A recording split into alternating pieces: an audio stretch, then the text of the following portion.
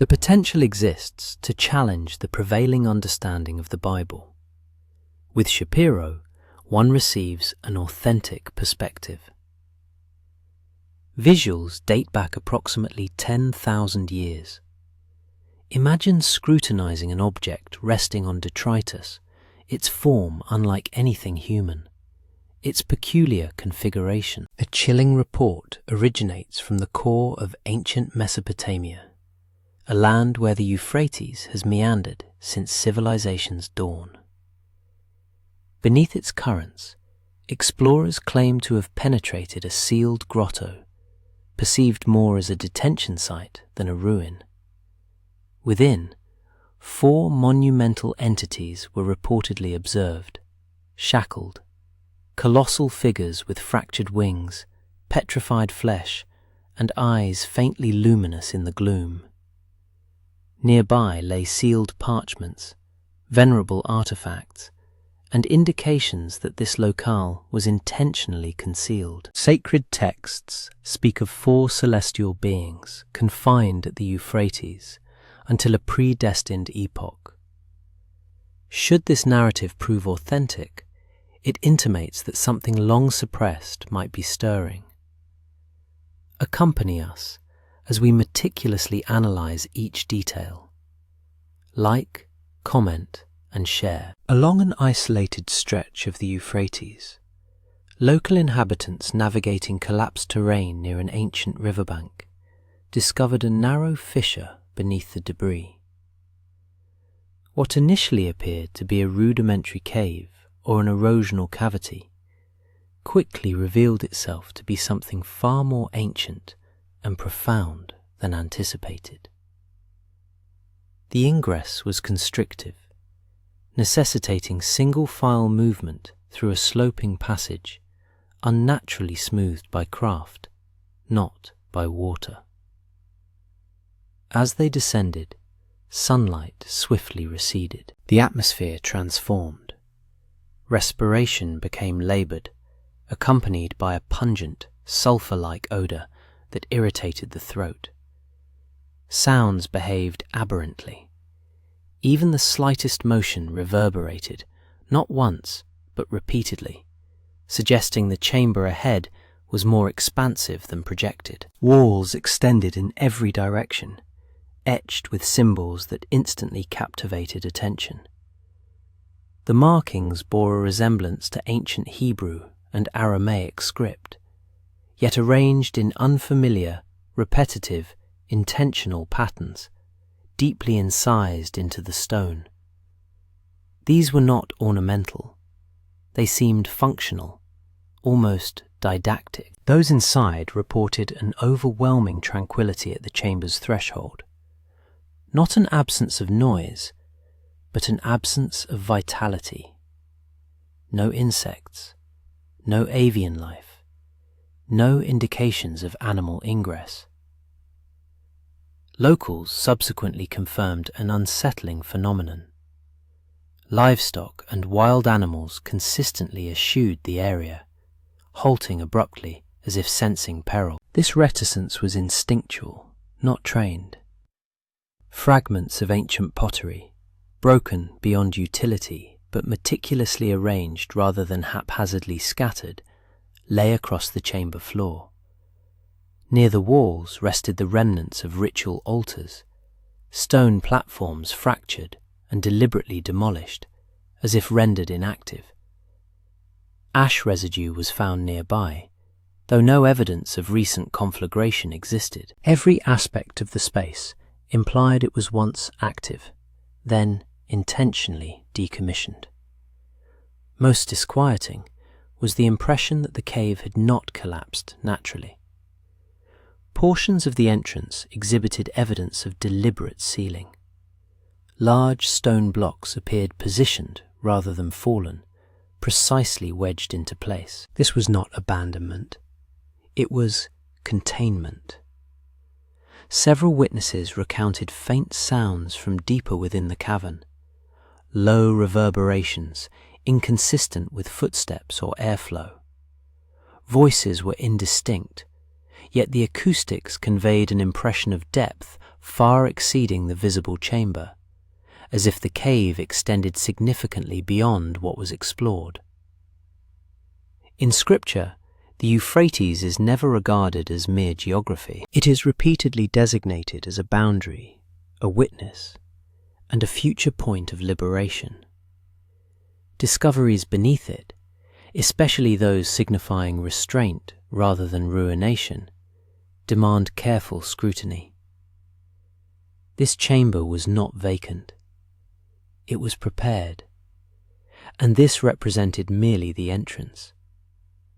Beyond the initial chamber, the cavern transitioned into a space that felt engineered rather than naturally eroded. The walls curvilinearly narrowed with an unnatural symmetry, and the air grew dense, pressing against the chest, as if the very environment resisted intrusion. Witnesses recounted an immediate physiological reaction: shortness of breath, tinnitus, and a sensation of profound weight inexplicable by depth alone. It was within this chamber that the figures were observed. They were neither inert statues nor crude effigies carved from stone. They stood upright, constrained, not lifeless. Accounts consistently portrayed 4 colossal humanoid entities, each distinctly positioned yet confined within the same enclosure. Their stature was estimated between 12 and 15 feet. Their physiques were distorted in ways incongruent with human proportions, with limbs excessively elongated and shoulders unnaturally broad. Their presence dominated the space.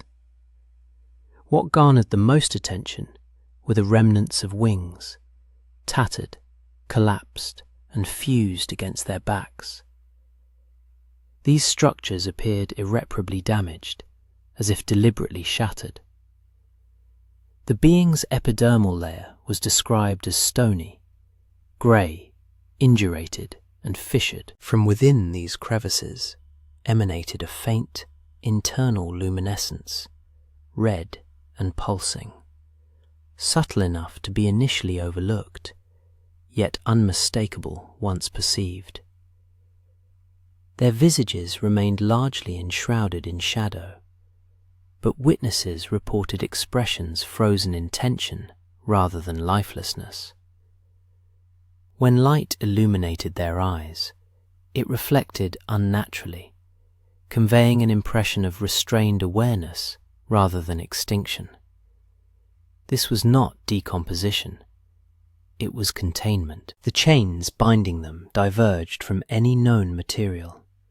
Thick, weighty, and embedded directly into the cavern walls and floor, they appeared fused to the stone itself. The metal emitted a dull, subdued gleam, as if energized or treated. Some links bore heavy corrosion, eroded by time. Others displayed signs of stress, hairline cracks, stretched joints still holding, yet not pristine. Those present described subtle vibrations traversing the chamber, not violent enough to register as seismic activity, but persistent and disquieting. The air felt distorted, thickened, as if pressure and sound behaved anomalously within the space. Several witnesses reported vertigo, disorientation, and an overwhelming compulsion to depart. Only later did parallels emerge. Revelation 9 speaks of 4 angels bound at the Euphrates, restrained until an appointed hour. The congruence in number, location, and condition was difficult to disregard. These beings were not roaming, they were held. What remains most striking is their restraint. Nothing escaped, nothing attacked. Every aspect of the chamber suggested intentional design, crafted to withstand immense force over vast periods. The figures were not annihilated. they were awaiting. Within the cavern walls beyond the chamber of restraint, explorers discovered narrow recesses carved with precise deliberation. These were not natural fissures or storage pits formed by erosion. Each niche appeared measured, aligned, and intentionally concealed behind stone slabs, fitted so tightly they were almost indistinguishable from the surrounding rock. Only upon close inspection were the seals detected. Within these recesses were clay vessels, thick, heavy containers devoid of decorative markings. Their surfaces were smooth, unadorned, and sealed with a dark, resin-like substance that had hardened over time. Upon opening, the contents defied expectation. Scrolls lay preserved in nearly pristine condition, untouched by moisture or decay, despite the cavern's damp environment. The material of the scrolls was unfamiliar, not papyrus, not parchment in the traditional sense, but a layered composite that resisted crumbling even when exposed to air. The writing upon them was even more unsettling. At first glance, the script resembled ancient Hebrew, but closer examination revealed unfamiliar characters interwoven into the text, symbols that belonged to no known alphabet. The structure suggested a hybrid system, combining recognizable language with glyphs whose meaning remains unknown. Partial translations unveiled recurring phrases: the watchers, the appointed hour, the binding, and repeated warnings related to judgment and release. Some passages described boundaries placed upon powerful beings, limits set by decree rather than force. Others appeared instructional, outlining conditions rather than events, as if the writings were meant to define timing rather than history. Scholars who later examined images of the texts noted striking parallels to passages found in the Book of Enoch. References to fallen watchers, corrupted unions, and consequences imposed for transgression appeared repeatedly, though the language differed. Unlike narrative scripture, these writings read more like records, formal, restrained, and precise. What most troubled researchers was the intent. These scrolls were not hidden casually. They were sealed, protected, and deliberately placed near the restrained chamber, suggesting connection rather than coincidence. The texts did not glorify the beings bound nearby, nor did they condemn them emotionally. They documented them. Some lines appeared incomplete, broken off mid-thought, as though intentionally left unfinished. Whether this was due to damage or design remains unknown. Yet the placement, preservation, and content point to a singular purpose: to preserve knowledge that was not meant to be accessed prematurely. In Scripture, sealed writings often indicate delayed understanding, truth reserved for a specific moment. These scrolls did not announce fulfillment. They marked restraint. What they recorded was not the end. It was the boundary.